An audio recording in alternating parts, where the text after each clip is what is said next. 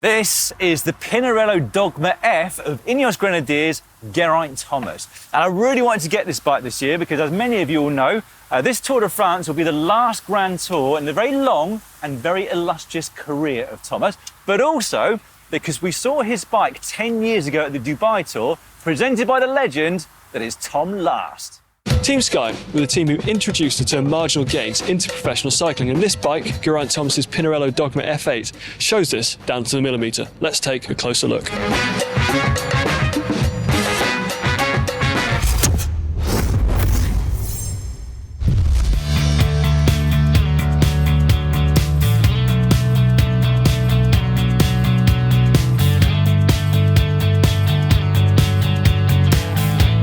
Now, I was just speaking to the mechanic at the Ineos Grenadiers and saying that we were going to compare it to Geraint's bike from 10 years ago, and he said, well, not a lot would have changed since then in terms of the measurements. There are a couple, though, which I'll go through later on. But first up, I mean, Pinarello have been sponsor to Team Sky, now Ineos Grenadiers, since its inception. It must be one of the longest running equipment sponsorships in all of cycling. The Dogma F that you see here is the latest incarnation in their aero revolution. So it started with the F8, which is what Geraint was using 10 years ago, went to the F10, the F12, and now we've got what we see here.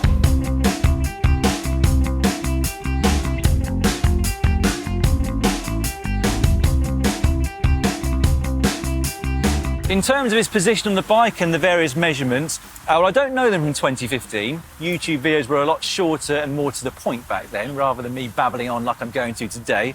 But nevertheless, I don't suppose things have changed drastically. One thing that I do know, though, is that the cranks are different. So last he measured them or saw them on the cranks as 175 millimetres 10 years ago. He has gone shorter, but certainly not dramatically so.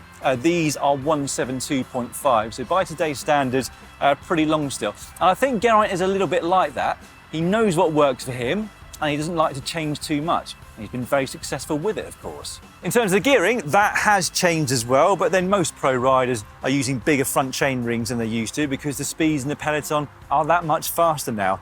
That's also due to Shimano standards, though. They no longer do the 53/39 that Geraint was running back in 2015. This is still fairly standard for the current times, though, 54/40 at the front, whilst the cassette here is 11 through to 34, so a big range, of course. Moving on to the wheels, they are Shimano Dura-Ace C50, so the same brand and the same model that he was using 10 years ago, but of course they have been updated and are presumably a lot better now. However, although Ineos are sponsored by Shimano, they also are seen using Princeton wheels a hell of a lot, especially on the time trial bikes, but also a lot in road races, and I wouldn't be at all surprised to see Geraint using the Princeton setup during the road races here. Tyres back in 2015, they came from Veloflex. I think at the time Sky didn't have a tyre sponsor, so they were free to choose whichever tyres they felt were the best at the time. But they're now using Continental. These are the Grand Prix 5000 TT TR tyres. I understand Conti are actually releasing some brand new tyres here at this year's Tour de France. I'm going to try and catch up with UAE Team Emirates. In fact, that tech video might already have come out by the time this one comes out. I can't actually see the size on these, but actually they look pretty narrow to me. I'd be very surprised if they're anything bigger than a 28. Another change versus 10 years ago is the saddle that he's perched on. The sponsors changed from Physique over to Prologo. This is the Nargo R4 PAS 13.7, or 137, I guess would be the normal way of saying that. Then at the front, I've also just been measuring his bars. I keep doing this because of the UCI regulations that are going to change at the start of next year. Not concerned to Geraint Thomas because he'll be back at home relaxing at that point rather than racing a bike. The bottom part here, so outside to outside, would meet those new regulations. They're 42 centimetres measured there.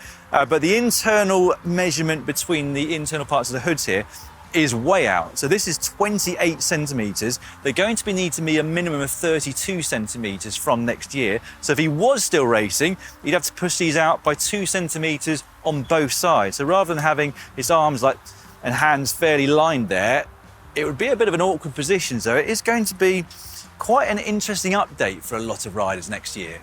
Another thing from back in the day was that Team Sky had access to some very specific stems. Thomas is running a 121mm stem. Now, stems are normally available in 10mm increments, but I've spoken to the Sky mechanics and they say they've got a full range of stems from 12cm through to about 14 in 1mm increments. This shows the length that they go to get the perfect bike fit for all of their riders. Well, now they are using this integrated bar and stem setup that comes from Most, which is a part of Pinarello's branding.